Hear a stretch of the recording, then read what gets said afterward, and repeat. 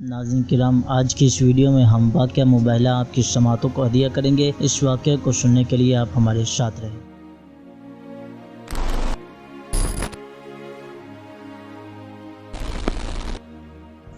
ناظرین کرام، ہمارے چینل جالک کے سیگمنٹ میں ہم معتبر واقعات بیان کرتے ہیں جنہیں آپ مجالس و محافل میں بھی پڑھ سکتے ہیں یا ویسے بھی سن کر لطف اندوز ہو سکتے ہیں۔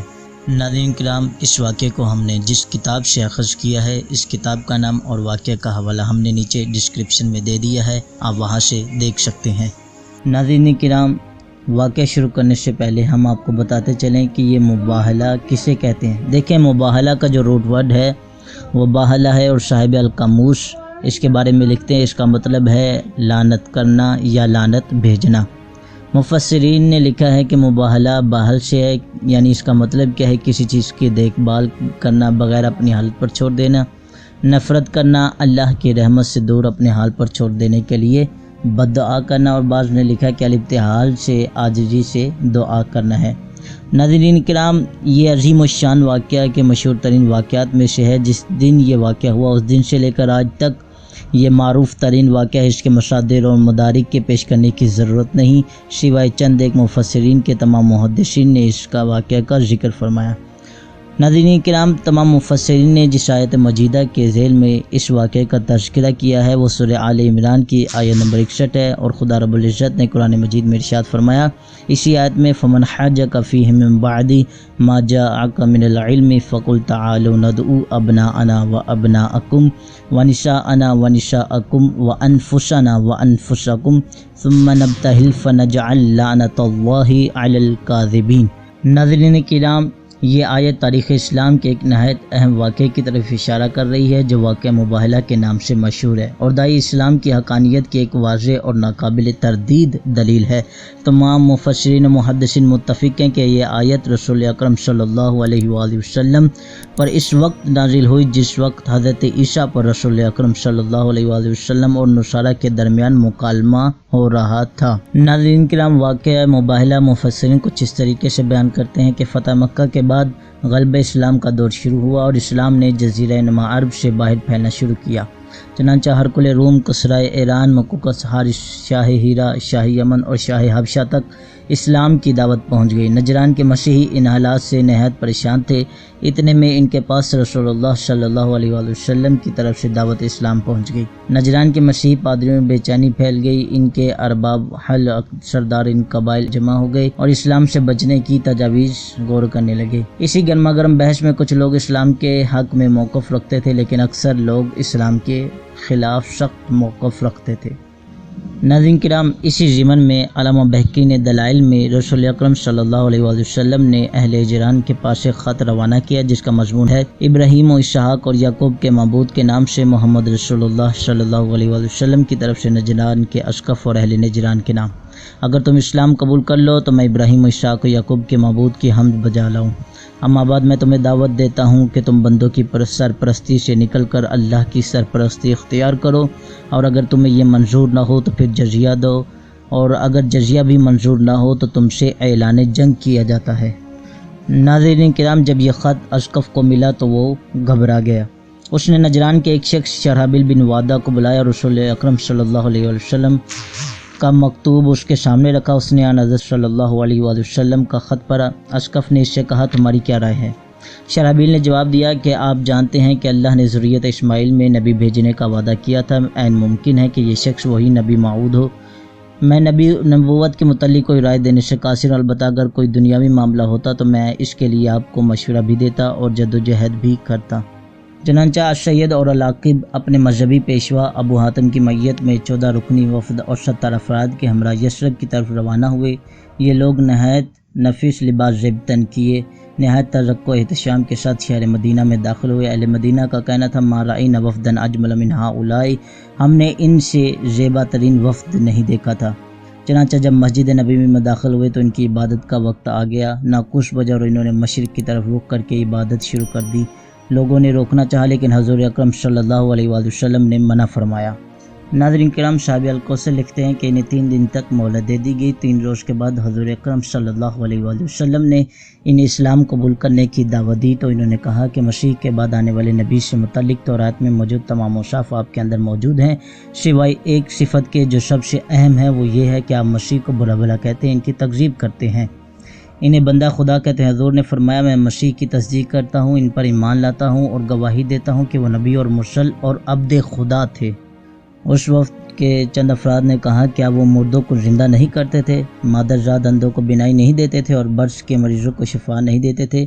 حضور اکرم صلی اللہ علیہ وآلہ وسلم نے فرمایا، یہ سب باذن خدا انجام دیتے تھے۔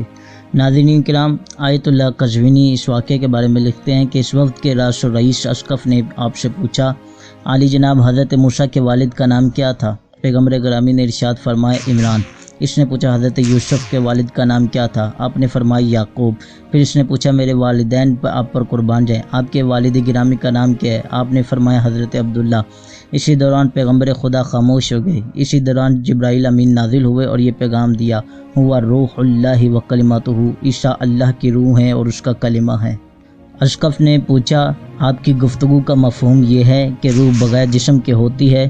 پیغمبر خدا صلی اللہ علیہ وآلہ وسلم پھر خاموش ہو گئے کیونکہ وحی نازل ہو رہی تھی۔ اس وقت اللہ نے وحی فرمائی، ان مثل عیسیٰ عند اللہ کمثل آدم خلقہ من تراب ثم قال له کن فیکون، سورہ آل عمران کی آیت نمبر 59۔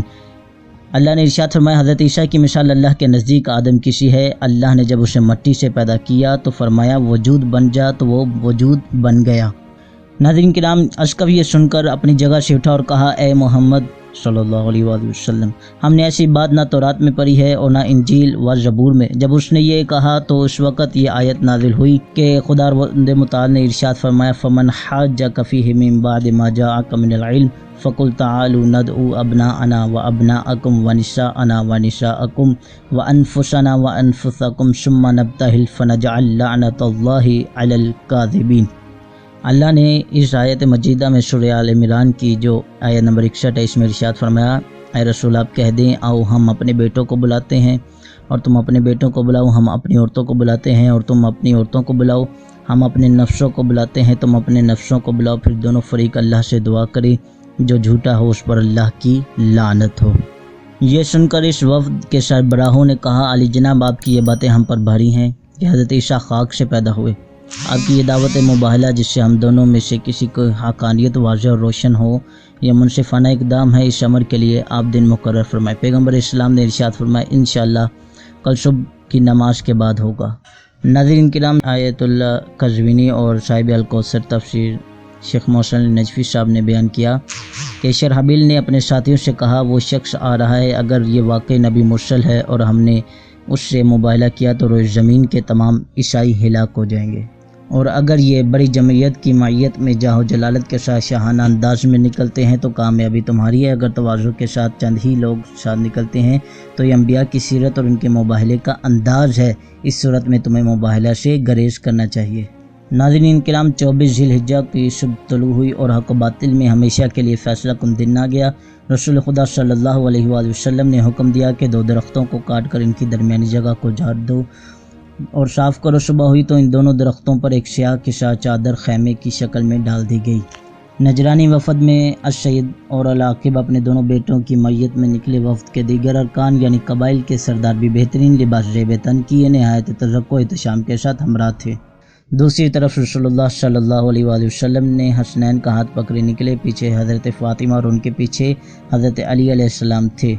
اسی قصہ کے نیچے 5 تن تشریف فرما ہوئے اور حضور اکرم صلی اللہ علیہ وآلہ وسلم نے فرمایا، میں دعا کروں تو تم آمین کہنا۔ اس کے بعد حضور اکرم صلی اللہ علیہ وآلہ وسلم نے السید اور العاقب کو مباہلہ کی دعوت دی۔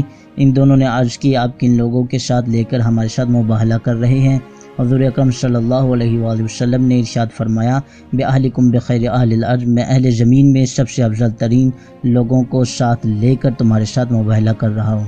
یہ دونوں اپنے اشکف پادری کے پاس لوٹا گئے اور اس سے پوچھا کہ آپ کیا دیکھ رہے ہیں؟ پادری نے کہا انی لا ارا وجوہا لو شاء اللہ بہا ان یزیل جبل من مکانہ لازالہ، میں ایسے چہرے دیکھ رہا ہوں اگر یہ شخص محمد صلی اللہ علیہ وآلہ وسلم ان کو وسیلہ بنا کر خدا سے دعا کرے کہ پہاڑ اپنی جگہ سے ہٹ جائے تو ضرور ہٹ جائیں گے، خبردار ان کے ساتھ ہرگز مباہلہ نہ کرنا ورنہ روز زمین پر قیامت تک کوئی نصرانی نہیں رہے گا۔ چنانچہ وہ مباہلہ کی جرت نہ کر سکے اور جزیہ دے کر معاہدہ کر کے واپس چلے گئے۔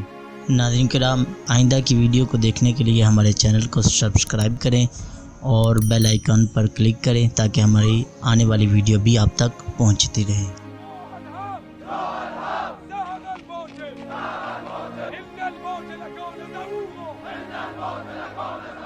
إن الموت لكون زهوق